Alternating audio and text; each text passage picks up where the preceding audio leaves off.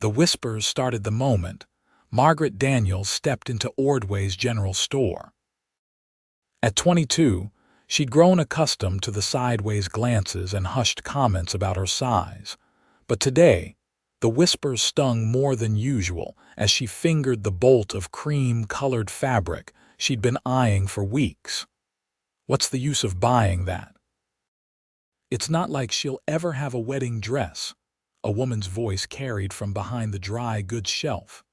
Hush, Beatrice, came the reply, though not quiet enough. The poor girl can't help being built like a carriage horse. Margaret's fingers froze on the fabric. The year was 1878, and in Ordway, Colorado, a woman's prospects were measured as much by her figure as by her character. At her size, Margaret had long ago resigned herself to spinsterhood, despite her youth and the warm heart that beat beneath her ample bosom. "Miss Daniels," Mr. Peterson, the shopkeeper, cleared his throat. "Will you be purchasing that fabric today?" Margaret withdrew her hand as if burned. "No, thank you. I just remembered I'm needed at home." She hurried out, bell jingling over the door as she escaped into the crisp autumn air. Ordway wasn't a large town, but it felt suffocating on days like this. The dusty main street stretched before her, lined with false-fronted buildings that housed the bank, the saloon, the small hotel, and various shops that served the ranchers and farmers of the surrounding area. Margaret pulled her shawl tighter around her shoulders, ducking her head as she passed two women who abruptly stopped talking at her approach. She quickened her pace, eager to reach the sanctuary of her father's bakery at the far end of the street. "Whoa there, Miss Daniels. You're moving faster than a spooked heifer." The deep voice stopped her in her tracks. Margaret looked up to find herself face to face with Matthew Keller, his tall frame blocking the afternoon sun. The rancher's son tipped his hat, revealing a shock of wheat-colored hair and eyes that reminded her of the Colorado sky in summer. "Mr. Keller," she managed, her face flushing. "I didn't see you." "I reckon not, with your eyes fixed on your boots like that." His smile crinkled the corners of his eyes. "Everything all right, of course," she lied. "Just in a hurry to help my father with the afternoon baking." Matthew nodded, though his eyes held a hint of doubt. "Well, don't let me keep you. Though I'll be by later for one of those apple pastries your father makes, best in the territory." Margaret allowed herself a small smile. "I'll tell him to save you one." As she turned to go, Matthew called after her. "Miss Daniels, that new blue dress you wore to Sunday service last week, it suits you. Brings out your eyes something fierce." Before she could formulate a response, he tipped his hat again and continued on his way, leaving Margaret flustered and confused. Matthew Keller had never paid her any particular attention before, and compliments from handsome cowboys were rare commodities in her life. She shook her head and resumed her walk to the bakery. It was foolish to read anything into a simple compliment, she told herself.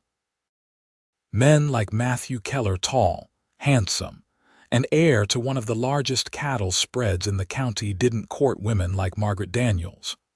The warm, yeasty smell of her father's bakery enveloped her as she pushed open the door. Inside, James Daniels was sliding a tray of bread into the large brick oven. "There you are, Maggie," he said, wiping flour-covered hands on his apron. "I was beginning to worry." "I'm sorry, Pa, I got delayed at the general store." Her father's keen eyes studied her face. "Something happened?" Margaret busied herself with putting on her own apron. "Nothing worth mentioning." "What needs doing?" Her father let the matter drop, but his concerned gaze followed her as she moved about the bakery. "The widow Johnson ordered a birthday cake for her grandson. Could you start on that? And we need another batch of dinner rolls for the hotel." Work was the perfect distraction from her troubled thoughts. Margaret lost herself in measuring, mixing, and kneading, finding solace in the familiar routine. By late afternoon, The bakery was filled with the mouth-watering aroma of fresh bread and pastries. The bell over the door jingled, and Margaret looked up from decorating the birthday cake to see Matthew Keller ducking through the entrance. The sight of him sent an unwelcome flutter through her stomach. "Afternoon, Mr. Daniels," Matthew greeted her father, removing his hat. "Miss Daniels." "Young Keller," James Daniels beamed. "What brings you to town today?" "Ranch business mostly, but I couldn't leave without stopping by for one of your famous pastries." His eyes drifted to Margaret, then quickly back to her father. "And to ask a favor, if I might." James raised his eyebrows. "A favor?" "Yes, sir. The hands and I have been working dawn to dusk with the fall roundup, and we're all getting mighty tired of Cookie's biscuits. I was wondering if you might consider sending out some fresh bread and pastries to the ranch tomorrow. We'd pay well for the trouble." "I'd be happy to oblige," James replied. "Margaret can drive the wagon out with the order. My old bones don't take kindly to bumpy roads these days." Matthew's face brightened. "That would be perfect if Miss Daniels doesn't mind." Margaret's hand stilled on the cake. "Aye. Of course not, Mr. Keller." "Excellent." Matthew smiled, and Margaret couldn't help noticing how it transformed his already handsome face. "The men will be mighty grateful, myself especially." After settling the details and purchasing 2 apple pastries instead of his usual one, Matthew bid them farewell. As the door closed behind him, James turned to his daughter with a curious expression. "That's the 3rd time this month young Keller has come in specifically requesting your apple pastries," he observed. "And now he wants a special delivery to the ranch." Margaret shrugged, returning her attention to the cake. "The Keller Ranch has a lot of hungry cowboys, Pa." James stroked his beard. "I've been baking in this town for 15 years, and I've never known a Keller to make special requests like this. Not until recently." "What are you suggesting?" Margaret asked, feeling heat rise to her cheeks. "I'm not suggesting anything, daughter. Just making an observation." But there was a gleam in her father's eye that made Margaret wonder. That evening, after closing the bakery, Margaret sat at her small vanity and studied her reflection. Her cheeks were round and pink, her figure substantial beneath her simple nightgown. She had never been slender, even as a child, and after her mother's death 5 years ago, she'd found solace in the very baked goods she helped her father create. "You have your mother's beautiful eyes," her father had always told her. But would a man like Matthew Keller see past her size to notice her eyes? Or was she foolishly reading too much into a simple business transaction? She sighed, picking up her hairbrush. Tomorrow she would deliver baked goods to the Keller Ranch, and that was all there was to it. Dawn broke crisp and clear the next morning. Margaret and her father had been up since well before sunrise, baking extra loaves of bread, trays of cinnamon rolls, and several dozen cookies. By the time they finished loading the wagon, the sun was casting long shadows down Ordway's Main Street. "Now remember," James said as he helped Margaret onto the wagon seat, "the Kellers have already paid in advance, but don't let them convince you to leave extra without proper payment." "Yes, Pa," Margaret replied, adjusting her bonnet to shield her face from the sun. "I should be back by mid-afternoon." The journey to the Keller Ranch took nearly an hour, the wagon bumping along the rutted dirt road that led out of town and into the rolling grasslands. As she approached the ranch, Margaret couldn't help but be impressed. The Keller spread was one of the most prosperous in the county, with a large main house, several outbuildings, a bunkhouse for the ranch hands, and acres of grazing land stretching as far as the eye could see. As she pulled the wagon up to the hitching post near the main house, she noticed several cowboys pausing in their work to watch her arrival. Self-consciousness washed over her as she set the brake and gathered her courage to climb down. Miss Daniels." Matthew's voice called out as he emerged from the barn. He crossed the yard with long strides, reaching the wagon just as she was preparing to descend. "Here, let me help you." Before she could protest, he reached up, his strong hands encircling her waist, and lifted her down as if she weighed no more than a sack of flour. The ease with which he handled her size, which had always been a source of embarrassment, left her momentarily speechless. "Thank you, Mr. Keller," she finally managed, smoothing her skirts to hide her discomfort. "Matthew, please," he said, his hands lingering at her waist a moment longer than strictly necessary. "We've known each other since school days, after all." It was true. They had attended the same small schoolhouse in Ordway, though Matthew was 3 years her senior and had never paid her much mind back then. Not that she blamed him. The gangly, awkward boy had grown into a man who turned heads throughout the county. "Very well, Matthew," she conceded. "I've brought everything your father ordered. Shall I help you unload?" "You'll do no such thing," he insisted. "I'll get some of the boys to help. You must be parched after your drive. Come into the house for some tea first." Before she could decline, Matthew was calling out to 2 nearby ranch hands. "Jones, Miller, come unload this wagon, and handle those baskets with care if you want to eat what's inside." The men hurried over, tipping their hats respectfully to Margaret before beginning to unload the wagon. "This way, Miss Daniels," Matthew said, gesturing toward the main house. "My father will want to thank you personally for the delivery." The Keller house was impressive, 2 stories of solid construction with a wide porch wrapping around the front. Inside, it was comfortably furnished, speaking of wealth without ostentation. Matthew led her to a sitting room where an older man with the same wheat-colored hair, now liberally streaked with gray, rose to greet her. "Miss Daniels," Edgar Keller said, taking her hand. "A pleasure to see you again." "Thank you for making the journey out to our humble ranch." Margaret smiled at his courtesy. There was nothing humble about the Keller ranch, and they both knew it. "It was no trouble, Mr. Keller. I hope the baked goods meet with your approval."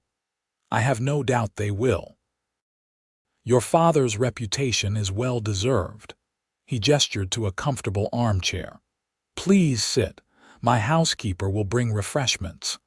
As they waited, Edgar inquired about her father's health and business.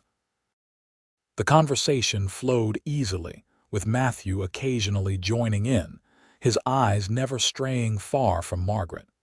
She found herself relaxing despite her initial nervousness. When the housekeeper arrived with tea and a plate of the very cookies Margaret had baked that morning, Edgar excused himself, citing ranch business that needed his attention. "Matthew will see to your comfort, Miss Daniels," he said with a smile that reminded her very much of his son's. "Don't rush off too quickly.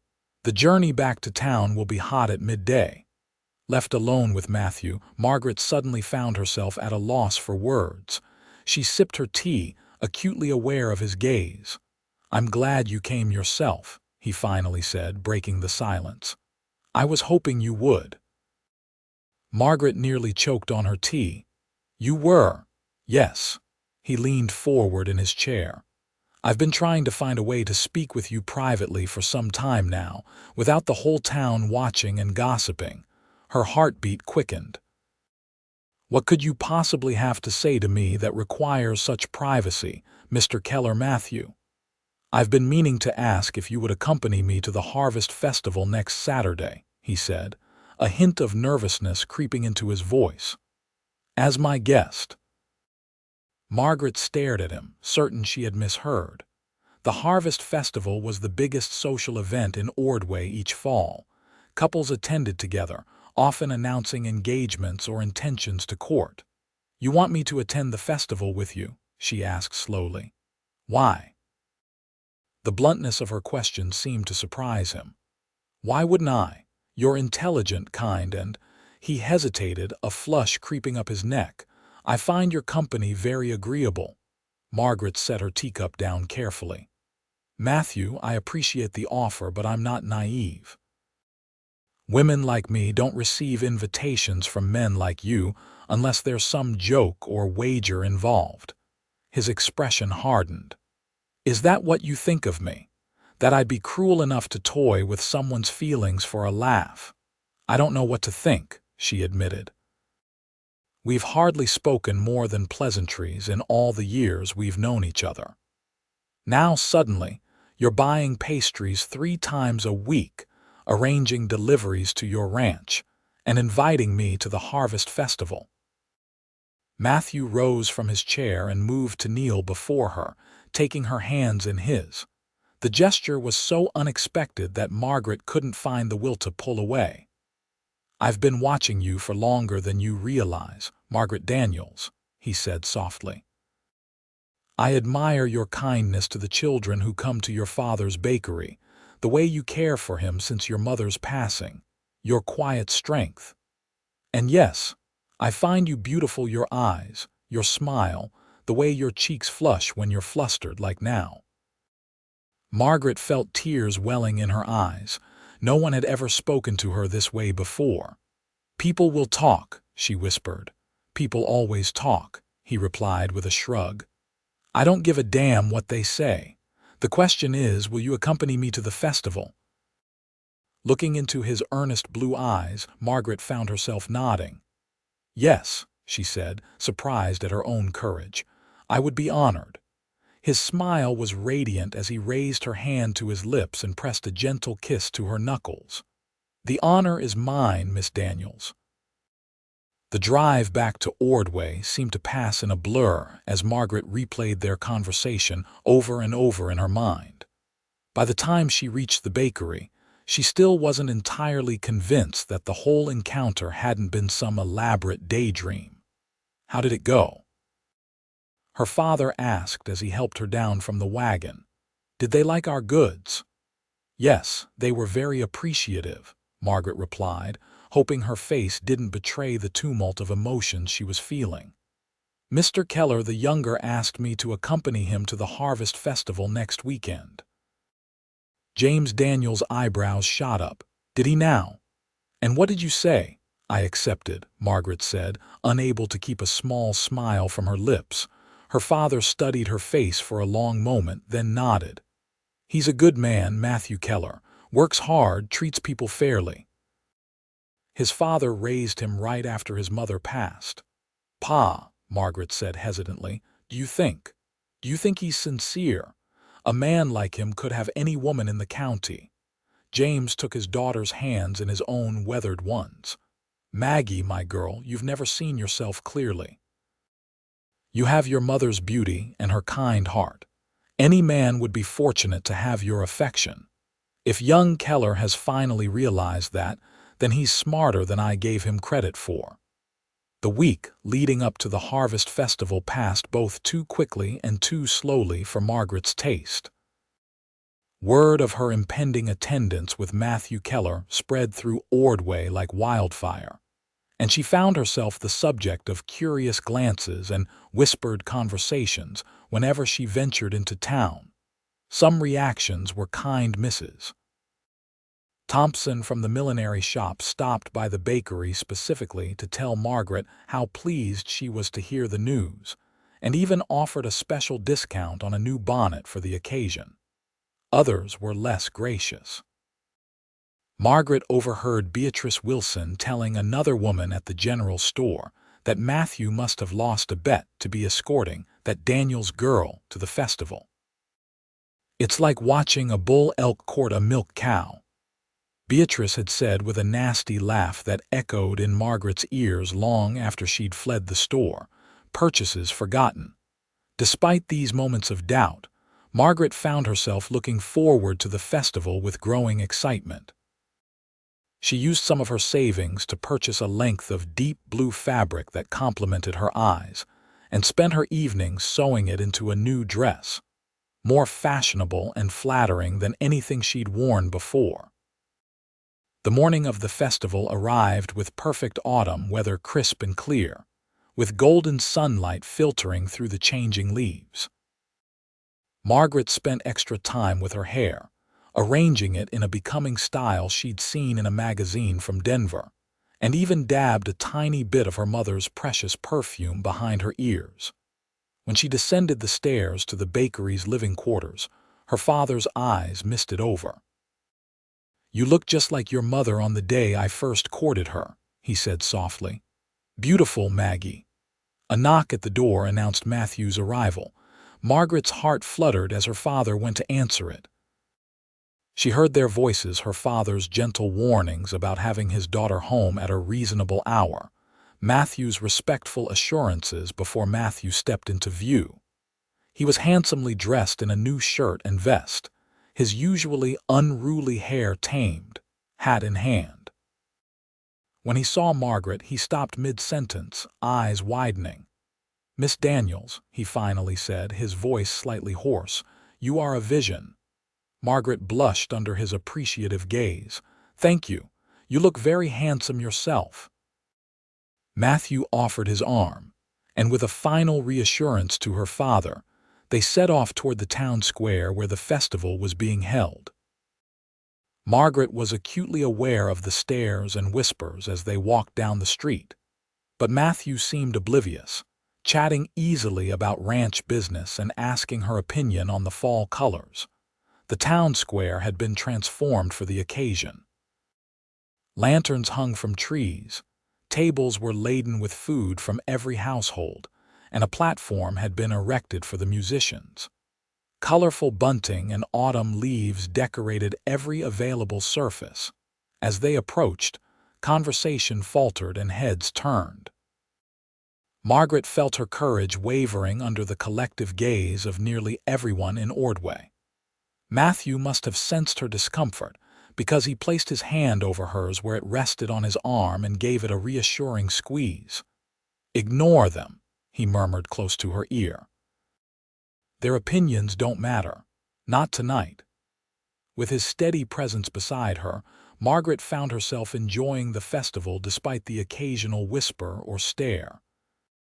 Matthew was attentive, bringing her cider and plates of food, introducing her to ranch hands and business associates as if he were genuinely proud to have her on his arm. "May I have this dance?" he asked as the musicians struck up a lively tune. Margaret hesitated. "I'm not much of a dancer," she admitted.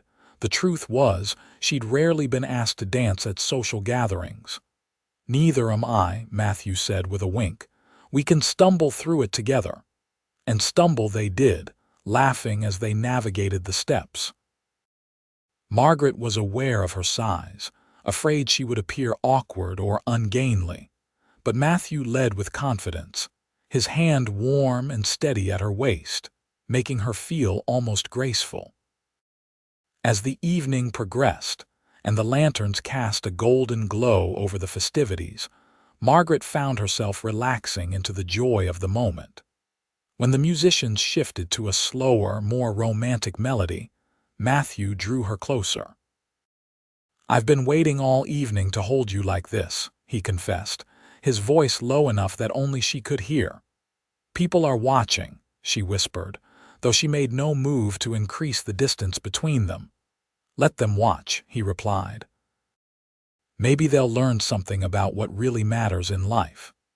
As they swayed to the music, Margaret allowed herself to hope that perhaps Matthew truly did see something in her that others had overlooked. That perhaps his interest wasn't some fleeting curiosity or worse, a cruel joke. The evening ended too soon. As they walked back to the bakery, Matthew's hand found hers, their fingers interlacing naturally. "I had a wonderful time tonight," Margaret said as they reached her door. "As did I," Matthew replied, his eyes reflecting the moonlight. "So wonderful that I hope you'll agree to accompany me to church tomorrow, and perhaps a picnic afterward, if the weather holds." Margaret's heart soared at the invitation. A public escort to church was a clear statement of intentions in a small town like Ordway. "I would like that very much," she said. Matthew's smile could have outshone the stars. He raised her hand to his lips, placing a gentle kiss on her knuckles. "Until tomorrow, then, Miss Daniels." "Until tomorrow," she echoed, reluctantly slipping her hand from his and entering the bakery, where she knew her father would be waiting up to hear about her evening. True to his word, Matthew arrived the next morning to escort Margaret and her father to the small white church at the edge of town. The curious glances and whispers from the night before had multiplied tenfold, but Margaret found she minded them less with Matthew's steady presence beside her. After the service, several of the town's more prominent citizens approached them, including Mayor Williams and his wife. While the mayor engaged Matthew in conversation about cattle prices, Mrs. Williams took the opportunity to pull Margaret aside. "My dear," she said, her pinched expression belying her sugary tone, "you must be quite pleased with yourself. Matthew Keller is considered quite a catch in Ordway." "He's a kind man," Margaret replied cautiously. "Indeed." Mrs. Williams lowered her voice. "Which is why I feel I must speak to you, dear, as a woman of some experience in society." She patted Margaret's arm condescendingly. "Men like the Kellers move in important circles. They require wives who can represent them appropriately. A woman of more delicate proportions, if you understand my meaning." Heat flooded Margaret's face, a mixture of embarrassment and anger. "I believe I understand your meaning perfectly, Mrs. Williams." "I'm only thinking of your feelings, dear," the older woman continued. "These attentions from young Keller, they're very flattering, I'm sure, but they can't possibly lead anywhere permanent. It would be best for you to guard your heart." Before Margaret could formulate a response that wouldn't involve words unbecoming of a church setting, Matthew appeared at her side. "Is everything all right, Margaret?" he asked, his eyes moving between her flushed face and Mrs. Williams' artificial smile. "Perfectly fine, Mr. Keller, Mrs. Williams answered before Margaret could speak. "I was just offering some friendly advice to Miss Daniels. Women's matters, you understand." "I see." Matthew's tone cooled noticeably. "If you'll excuse us, Mrs. Williams, I believe Margaret's father is waiting to join us for our picnic."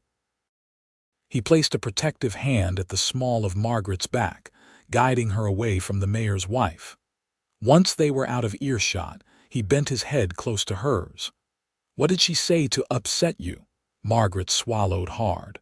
"Nothing I haven't heard before in one form or another." Matthew's jaw tightened. "Was it about us? About you being with me, in a manner of speaking," Margaret admitted, not wanting to repeat the humiliating words.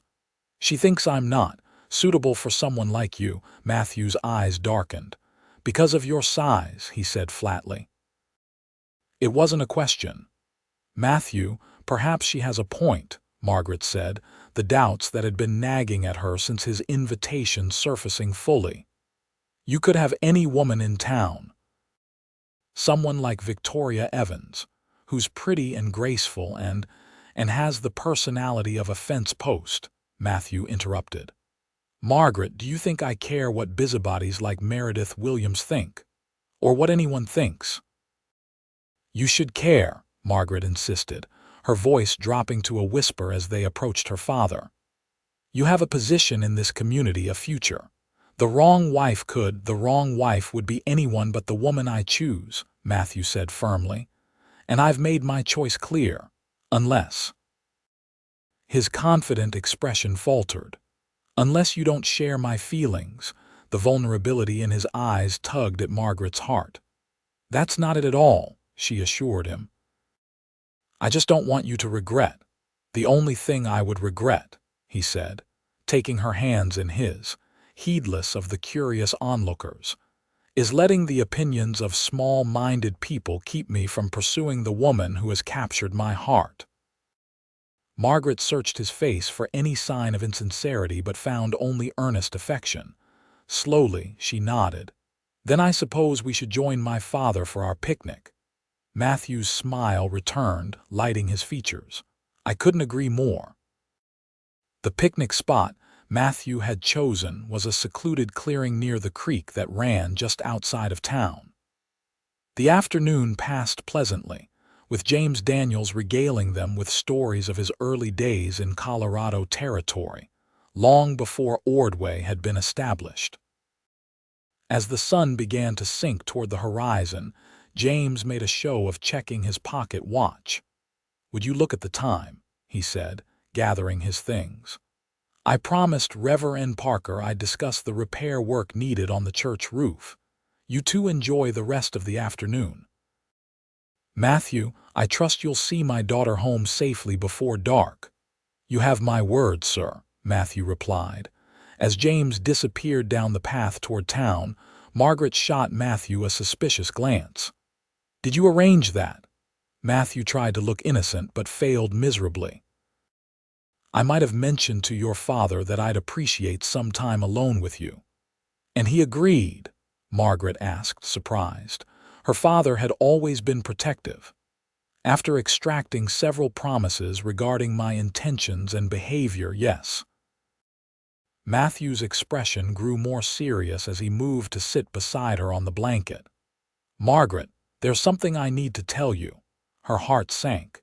Here it came the explanation that while he enjoyed her company, he couldn't seriously court someone of her size. That Mrs. Williams had been right after all. "I've been planning to speak with you for months," he continued, oblivious to her spiraling thoughts. "But I could never find the right moment, the right words. When my father decided to place that large order with your bakery, I saw my opportunity." "Your father's order was your idea?" Margaret asked, surprised. Matthew nodded, a sheepish smile playing at his lips. "He was skeptical at first. Cookies biscuits aren't that bad, but he agreed to help once I explained my situation." "Your situation?" "My feelings for you," he clarified. "Margaret, I've admired you from afar for years. Your kindness, your quiet strength, the way you care for others without expecting anything in return. But I was young and foolish, too concerned with what others might think." "And now?" Margaret asked, hardly daring to hope. "Now I know what matters." Matthew took her hands in his. "I love you, Margaret Daniels. I want to court you properly with your father's blessing, which I've already sought and received. And if you'll have me, someday I want to make you my wife." Margaret's heart felt as if it might burst from her chest. "But the talk, the whispers, will die down eventually," he said with confidence. "And if they don't, we'll build our life somewhere they can't reach us.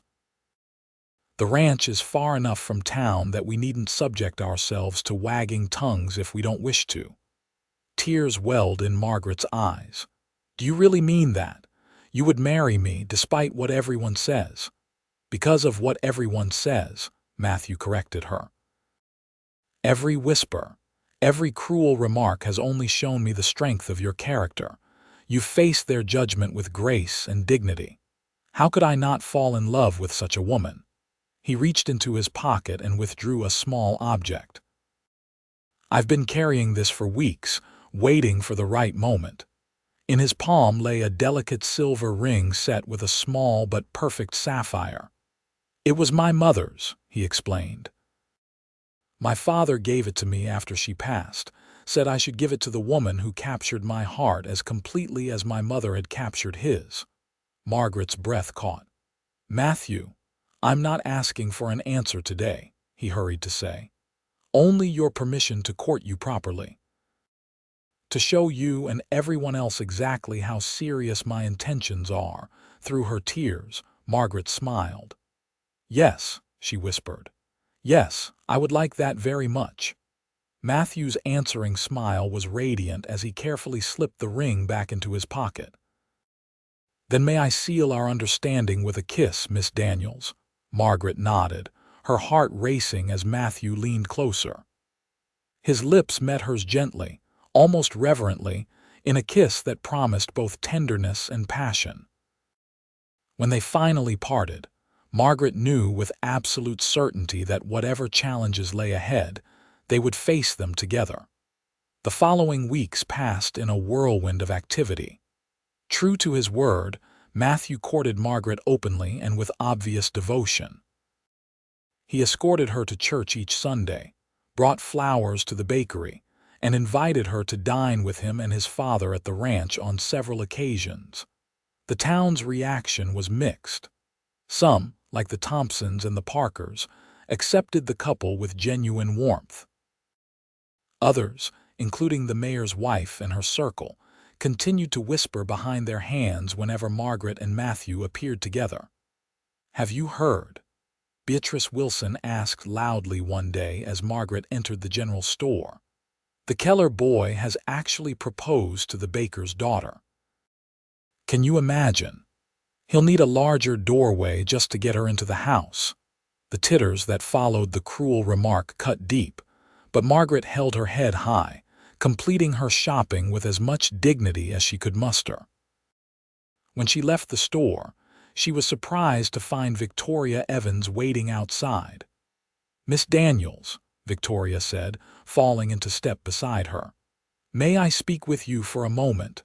Margaret regarded the slender blonde warily. Victoria had been one of Matthew's most ardent admirers before he began courting Margaret. "Of course, Miss Evans." "I wanted to apologize," Victoria said, her voice low, "for Beatrice's remarks and for my own behavior. I haven't been kind to you and I regret that." Surprised, Margaret stopped walking. "That's very gracious of you," Victoria sighed, twisting her gloved hands. "The truth is, I always thought Matthew Keller would court me. When he chose you instead, I was hurt and frankly confused." She looked up, meeting Margaret's gaze directly.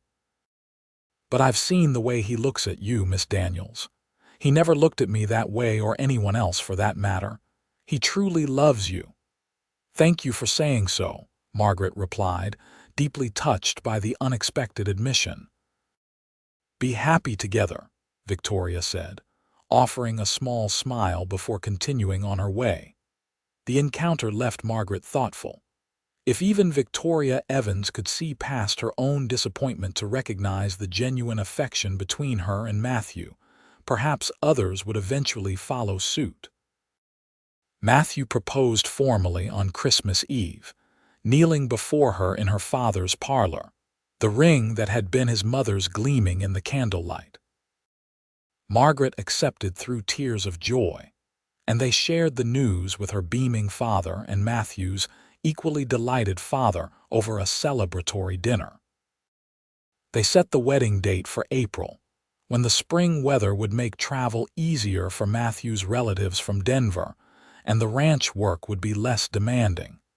As the date approached, the town's gossip reached a fever pitch. Beatrice Wilson and her cohort made no secret of their prediction that Matthew would come to his senses before the wedding day dawned. "Mark my words," Beatrice told anyone who would listen. "No man wants a wife who outweighs him. He'll cry off and she'll be humiliated. It's for the best, really." Their venom couldn't dim Margaret's happiness, however. With Matthew's encouragement, she had commissioned a wedding dress from the finest dressmaker in Denver, who had traveled to Ordway for fittings. The dress, a creation of ivory satin with delicate lace overlays, made the most of Margaret's womanly curves while downplaying her fuller figure. "You'll be the most beautiful bride Ordway has ever seen," Matthew declared when she mentioned the dress, though tradition dictated he couldn't see it until their wedding day. 2 days before the wedding, disaster struck. A late spring storm blew in from the mountains, bringing heavy rain that swelled the creek to dangerous levels. The bridge connecting the Keller ranch to town was washed out, stranding Matthew on the ranch side. Margaret received the news with growing panic. But how will he get to the wedding?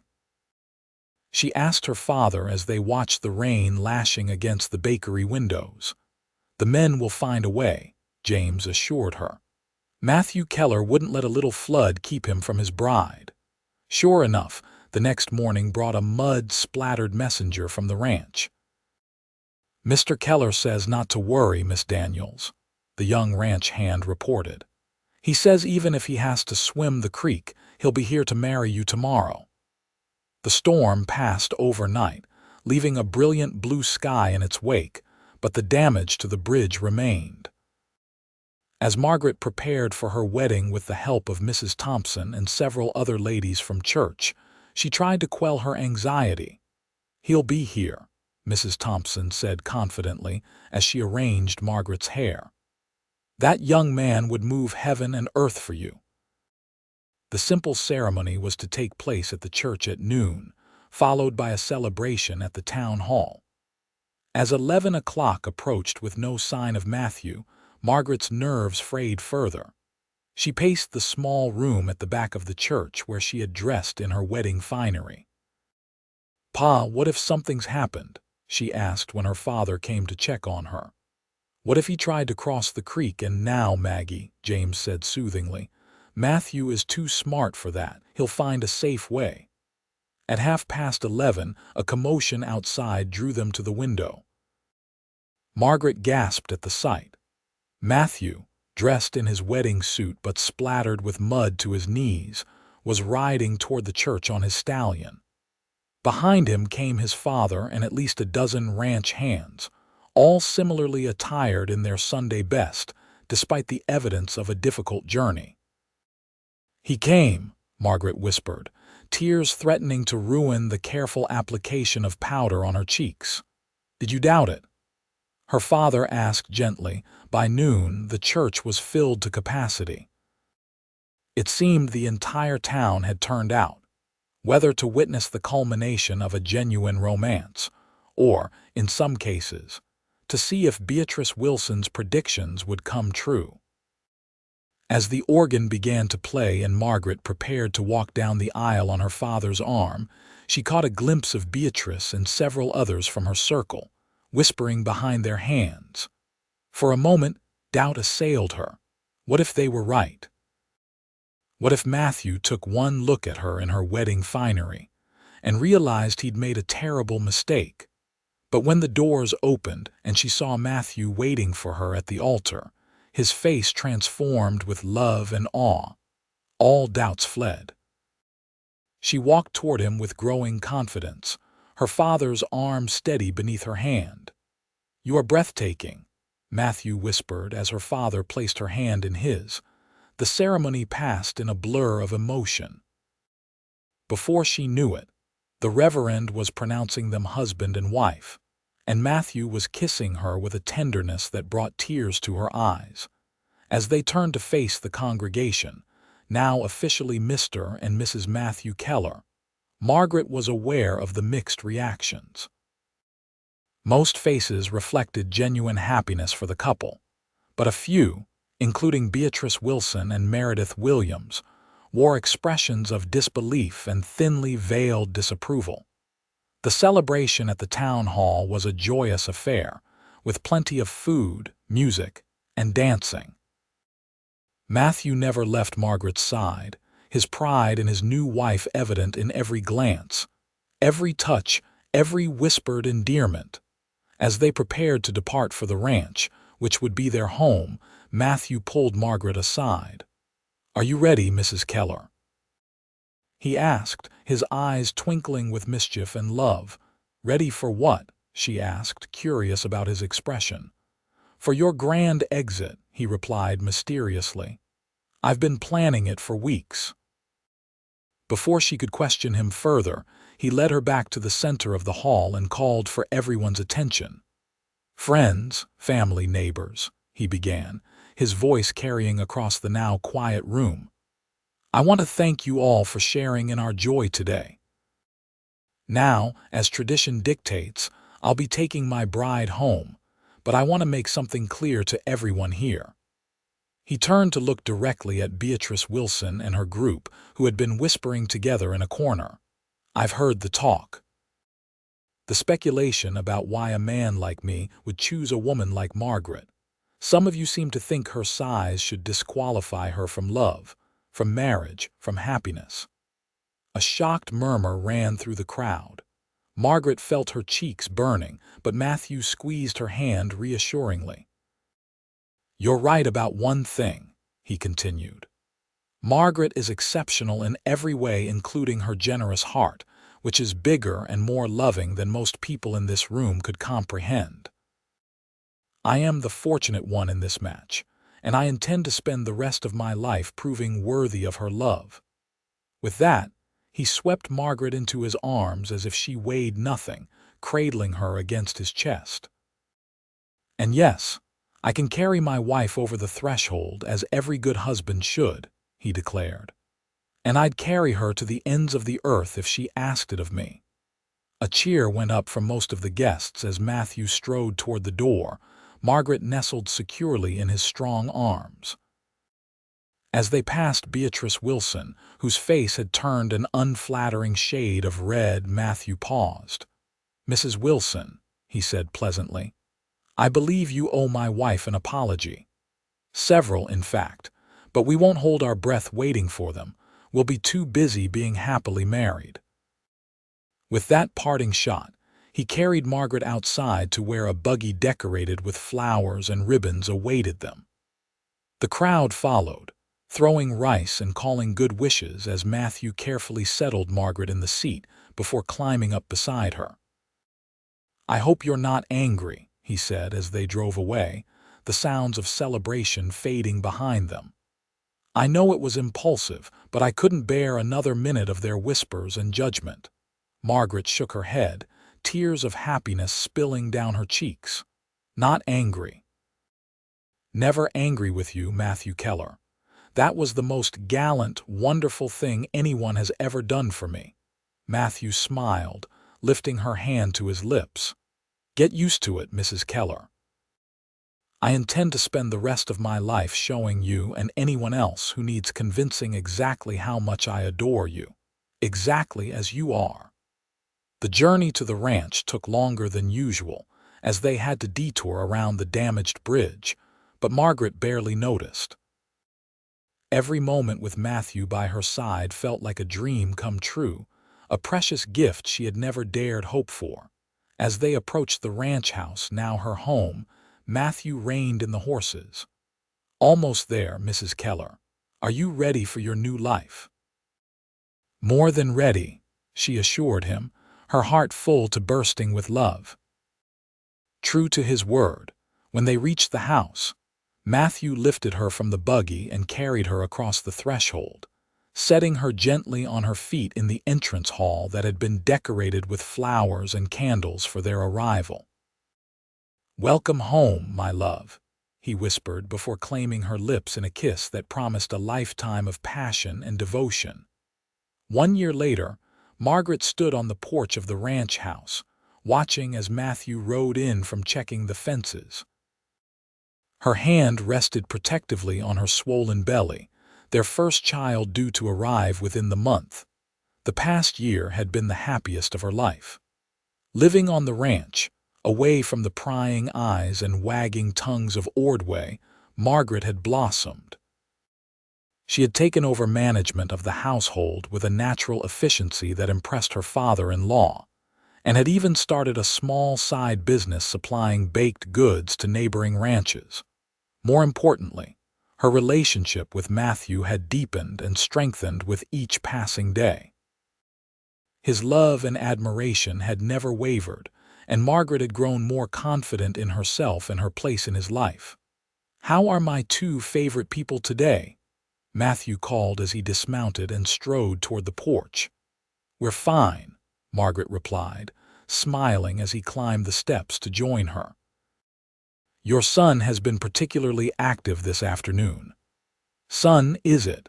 Matthew chuckled, placing a gentle hand on her belly. "Are you so certain it's not a daughter?" "Mother's intuition," Margaret said confidently. "He'll be tall and strong like his father." Matthew pulled her close, his hand still resting protectively over their unborn child. "As long as he or she has your heart, I'll be the happiest man in Colorado territory." As they stood together watching the sunset paint the mountains in shades of gold and purple, Margaret reflected on the journey that had brought her to this moment. From the whispers and cruel remarks she had endured, to the unexpected love of a man who saw her true worth, to the joy of creating a family together. It had all led to a happiness more profound than she had ever imagined possible. "Penny for your thoughts, Mrs. Keller," Matthew murmured, pressing a kiss to her temple. "I was just thinking how fortunate I am," Margaret replied, leaning into his embrace. "To have found a man who doesn't just accept me as I am, but loves me because of it." "No," Matthew said, turning her gently to face him. "I'm the fortunate one. And I intend to spend the rest of our lives making sure you never forget it." As his lips met hers in a tender kiss, Margaret knew with absolute certainty that she had found her home, her heart, her happily ever after in the arms of a cowboy who had seen her true beauty when everyone else had been blind. A few weeks later, Margaret gave birth to a healthy baby boy they named James Edgar Keller, after both grandfathers. The birth was difficult, but with Matthew's constant support and the assistance of the local midwife, both mother and child emerged from the ordeal safely. Word of the birth spread quickly, and to Margaret's surprise, many of the town's residents made the journey to the ranch to offer congratulations and gifts for the new baby. Even more surprising was the presence of Beatrice Wilson among the visitors. "Mrs. Keller," Beatrice said stiffly, hovering awkwardly at Margaret's bedside where she was nursing little James. "I've brought a blanket for the baby. I made it myself." "Thank you, Mrs. Wilson," Margaret replied, genuinely touched by the unexpected gesture. "It's beautiful workmanship." Beatrice twisted her hands nervously. "I also wanted to say, that is, I may have been hasty in my judgments regarding your marriage." It was as close to an apology as Margaret was likely to get from the proud woman. "Water under the bridge, Mrs. Wilson," she said graciously. "We're all entitled to be wrong occasionally." A ghost of a smile flitted across Beatrice's face. "Indeed we are. Your son is beautiful, Mrs. Keller. He has his father's eyes." After Beatrice departed, Matthew entered the bedroom, having shown the visitor out. "Did I just witness a miracle?" he asked, settling beside Margaret on the bed and stroking their son's downy head. Beatrice Wilson admitting she was wrong. "Not in so many words," Margaret laughed softly, "but close enough. People can surprise you, it seems." "You've surprised me from the moment I truly saw you," Matthew confessed, pressing a gentle kiss to her forehead. "And you continue to amaze me every day with your strength, your grace, your boundless capacity for love." Margaret leaned into his embrace, their son nestled securely between them. "We make a good team, Mr. Keller." "The best, Mrs. Keller," he agreed. "The very best." As years passed, the Keller family grew and thrived. James was joined by a sister, Emma, 2 years later, and eventually by another brother, Samuel. The ranch prospered under Matthew's management, expanding to become one of the most successful operations in the state as Colorado transitioned from territory to statehood. Margaret never lost her fuller figure, even after 3 children, but it ceased to be a source of shame or self-consciousness. Matthew's love and appreciation for her body never wavered, and his passionate attentions left no doubt of his continued desire for his wife. Their love story became something of a legend in Ordway. Young women swooned over the tale of the handsome rancher who had defied convention and gossip to marry the woman who had captured his heart, regardless of her size. Young men were reminded that true beauty ran deeper than appearance, and that a woman of character and kindness was worth fighting for. On their 25th wedding anniversary, their children, now grown with families of their own beginning, arranged a celebration at the ranch. Friends, family, and neighbors gathered to honor the couple whose love had stood the test of time. During the festivities, James, their eldest, raised a toast. "To my parents, whose love story taught me what to look for in a wife of my own. Papa, You showed me that a real man recognizes true beauty and doesn't let anyone else's opinion sway his heart. Mama, you taught me that confidence comes from being loved for exactly who you are. Margaret, her hair now streaked with silver but her eyes still bright with happiness, leaned against Matthew's shoulder as applause filled the room. Did you ever imagine, all those years ago, that we would end up here? She asked softly. Matthew, still handsome despite the lines that time had etched around his eyes and mouth, smiled down at her. From the moment I carried you over that threshold, I knew we were building something special. Something that would last. Even when I was struggling to lose the baby weight after Samuel, she teased, recalling her frustration when the pounds had proven particularly stubborn after their third child. Especially then, Matthew replied, his voice husky with emotion. You were bringing our children into the world, nurturing them with the same generous love you've always shown me. How could I not adore every inch of you? Later that evening, after the guests had departed, and their children had retired to their rooms or returned to their own homes nearby, Matthew and Margaret stood on the porch of the ranch house, much as they had done countless evenings over the years. 25 years, Margaret marveled, looking out over the land that had been the backdrop to their life together. Sometimes it feels like yesterday that you carried me into this house. I'd do it again in a heartbeat, Matthew said, slipping his arm around her waist and pulling her close. At our age, Margaret laughed, you'd throw your back out. Is that a challenge, Mrs. Keller? Matthew's eyes sparkled with the same mischief that had first captured her heart. Before she could protest, he had swept her into his arms, still strong despite the passing years. Matthew! She gasped, instinctively wrapping her arms around his neck. Put me down before you hurt yourself.